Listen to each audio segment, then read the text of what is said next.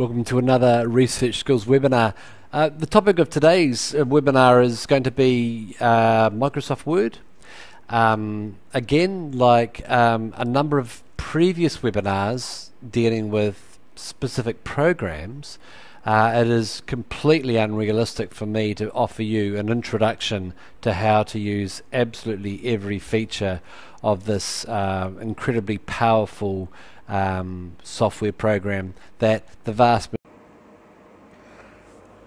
Just before I begin this webinar on Microsoft Word, I want to make a few introductory comments. The first is that all of the software programs that I have displayed, which I have mentioned, which I have recommended, it's really beyond the scope of this short webinar series, this short study skills webinar series to train people on how to use these programs. Some of these programs take many months and sometimes years to really learn how to use them properly. What you usually do is you learn to use the functions that you most urgently need to do, and then incrementally you get more and more broad about the things that you can do. So it's completely unrealistic for me to do more than just point out this program, that program. There are tutorials on YouTube for all these. There are user manuals provided by not only those producing the software but also third parties, and so this is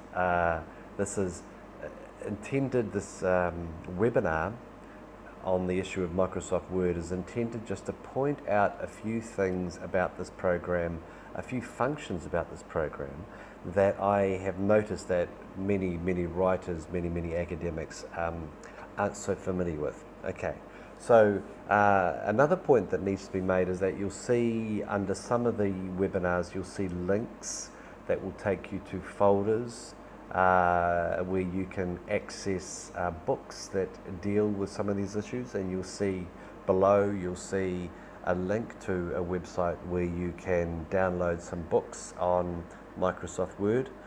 Now obviously things are changing and every version has different quirks, every version has new functions, and even myself, I think that the version that I'm using is now getting quite a few years out of date, and I'm going to have to consider upgrading. But I've noticed a number of things about the way that academics use Microsoft Word, and I don't really claim to be a high-end user on Microsoft Word, but I do want to make the following comments.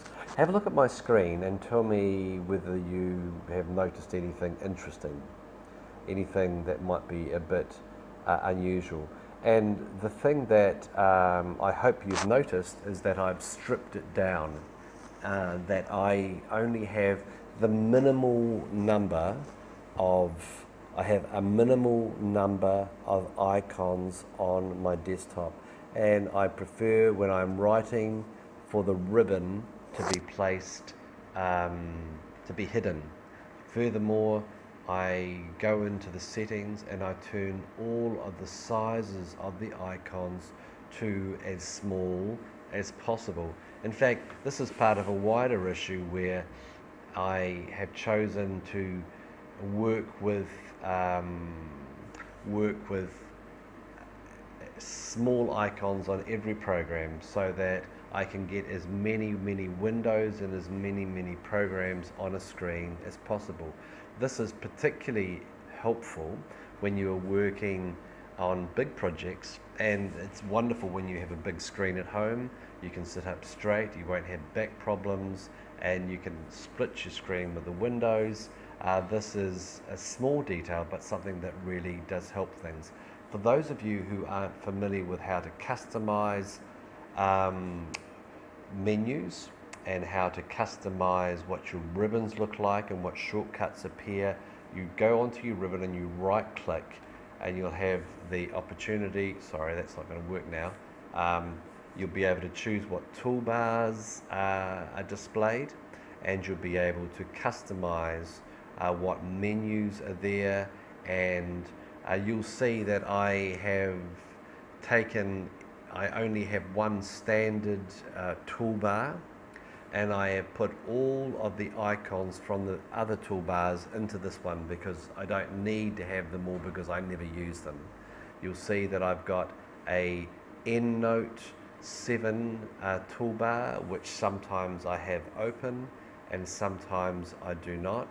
I've also imported some of the icons from the EndNote toolbar into this standard toolbar.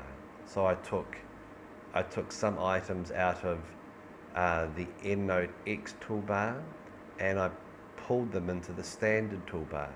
I've got another formatting toolbar, but it's completely empty because I just never use it. Now I can immediately reset this in the settings, and so you don't need to be concerned about messing around with this because you can just go to default. Okay, that's the first comment that I wanted to make. The second comment that I wanted to make is this. You'll see down below that you have a number of views. Now, in Microsoft Word, you can do things in more than one place. So there are views at the bottom, but there is also a view menu. What I prefer to do is when I'm writing to go to draft. So I don't need to see any pictures. I don't need to see any of the margins. I want the page to be as big as possible. Sometimes I might want to see what it is looking like, and then I go to print layout view. The other thing that I wanted to mention is that this button here will allow me to turn this into a 2-page view. I haven't got any text, so it's not going to 2-page, or to go to page width. Now you will see that I've pulled the page width icon in here, which means that when I am moving the window in and out, you'll see that no matter how wide my window is, the page fits the screen. You've probably had the experience of writing at 100% and you can't see what's going on, and then when you zoom in the page, you will find that you lose half of your text. These are small issues, but they do actually make for a much easier workflow. Related to that, regardless of the version of Word that you are working on, if you have a large multi-page document where you have got many headings and subheadings, you will find that after your document is about 50 pages long, that you may find yourself having to scroll down to find the section that you are wanting to edit or you are wanting to refer to. Now, this is not a standard operating procedure. What you should be doing as you are working on your document is you should be ascribing certain headings. Now, different versions of Word will do this in different places, and actually I have created a shortcut for ascribing heading 1 and heading 2 and heading 3. I just press the command button and 1 for heading 1, and I'll do that again. Okay, I'm just going to command 1 for heading 1, and you'll see on the left hand side here that I have a developing, so I'm going to have references is the last thing that I would be doing, and I'm going to have introduction. Sorry, I can't type when people are watching me. So this document view, especially if I'm working on a thesis chapter, if I'm working away and it's going to be about 10,000 words, that's going to be 30 20, 30 pages. You are going to get lost if you don't use these headings, you are going to get lost. The other important thing is that in academic writing,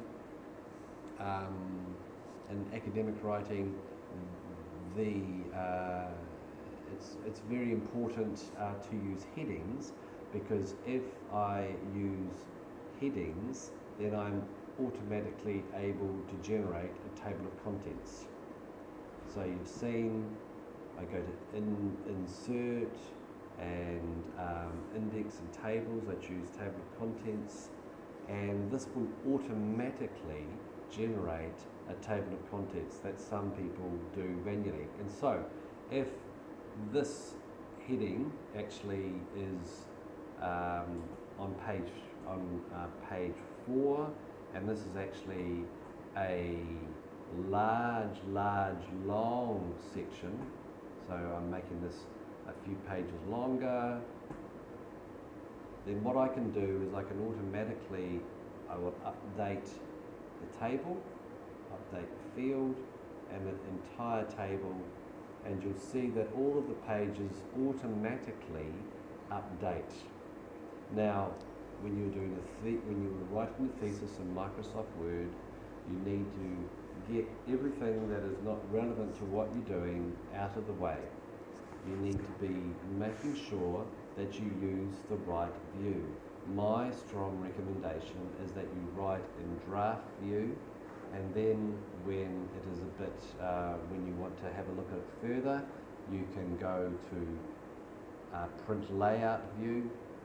I prefer to always write to full screen. Sometimes I go to screen if I am wanting to review what I've just done, but usually it is fit to screen. And so if I go to normal view, fit to screen, when I shift the size of the window, then the text is going to shrink and enlarge with the screen.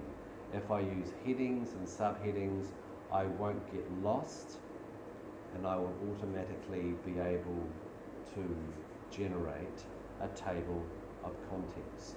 Those are some of the most important functions of Microsoft Word that anyone writing a thesis or writing academic articles on a regular basis needs to know. So thanks again for watching, thanks again for listening, and I hope that you can stay with us.